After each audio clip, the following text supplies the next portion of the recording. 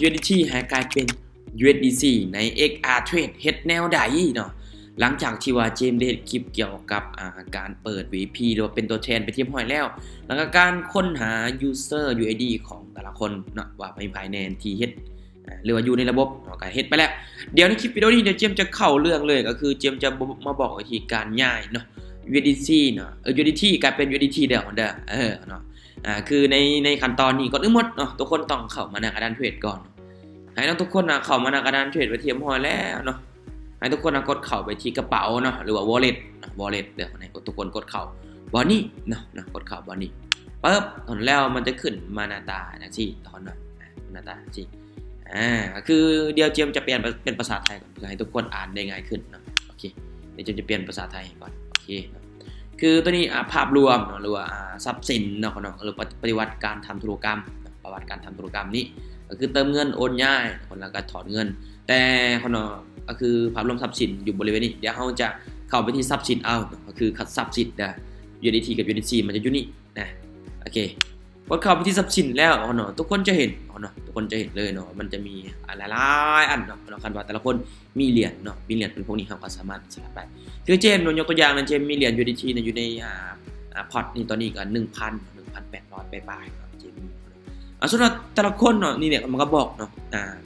การกระทำเนาะนี่การกระทำก็คือเติมเงินถอนเงินเปลี่ยนโอนง่ายคือเจมน่ะจะสลับหรือว่า swap เนาะswap เนาะคือจะเป็นภาษาอังกฤษอ่านว่า swap ออกมาประมาณนั้นเนาะโอเคเนาะนี่เนาะนี่ขั้นตอนนี้สมมุติเขามี USDT เนาะเขาจะเปลี่ยนมาเป็น USDC เนาะหรือว่าเขาจะง่ายมากนะโอเคแม้ทุกคนกดเข้าไปเลยเนาะกดเข้าเปลี่ยน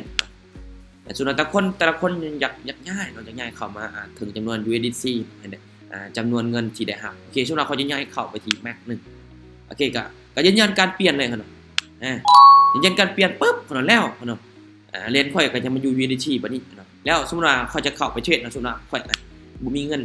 สมมุติว่าค่อยเอาเงินมาออกแต่อยู่ในบัญชีจริงนี่มีแต่100แล้วพอร์ตของค่อยมี100มี1,000ป้ายแน่เขาเนาะเฮามาเบิ่งอยู่นี่บ่มีเนาะอันนี้กระเป๋าบ่มีเนาะบ่มีอยู่นี่เนาะบ่มีแสดงว่าเฮาย้ายมาอยู่ในของ USDC แล้วแต่ส่วนแต่ละคนอยากเข้าอยากเอาออกมาเทรดเนาะอยากออกมาเทรดส่วนว่าโอเคเนาะพออยากออกมาเทรดข่อยก็มาเปลี่ยนคืนคนนี่มันมาเปลี่ยนคืนคือเก่าเนาะให้มาสลับคืนคนswap นี่คนมาเปลี่ยนคืนคือเก่าโอเคเนาะเพียงแต่เท่านี้มันก็บ่ได้ยากเฮากดสูงสุดคือเก่านี่มาเปลี่ยนปึ๊บเนาะนี่มาเปลี่ยนมันก็เข้ามาเด้คนเห็นบ่ก็เข้ามาเลยเนาะเด้คนเห็นบ่คนกระเป๋า USDT นี่คนกระเป๋า USDT นี่แม่นการเปลี่ยนUSDT กลายเป็น USDC แต่คนเด้อ2ตัวนี้ก็จะแตกต่างกันนิดนึงเฮาเปลี่ยนเลยนี่ง่ายๆเนาะคนเนาะนี่สำหรับใครมี BTC ในนี่เนาะแบบใช้ไพ่ซื้อไว้อยากถอนเนาะหรือว่าอยากซื้ออยากขายกันได้เนาะนี่คนเนาะเพียงแต่เฮากดนี่แล้วเฮาก็จะมีเครือข่ายให้เฮาเลือกเนาะยกตัวอย่างเด้อยกตัวอย่างแล้วคนยกตัวอย่างให้เบิ่ง BSC BTC คนเนาะ Ethereum เนาะคนเนาะตัวนี้ก็จะเป็นของเชนคือกันเนาะนี่ก็จะเป็นของเชนเนาะอันนี้น่าจะใส่บ่ได้โอเคมีแต่ง่ายๆเนาะแต่ละอันก็มีหลายเขาเลือกอยู่แล้วเนาะเขาเนาะเดี๋ยวเราจะทำการเปลี่ยนเป็น USDT คืนโอเค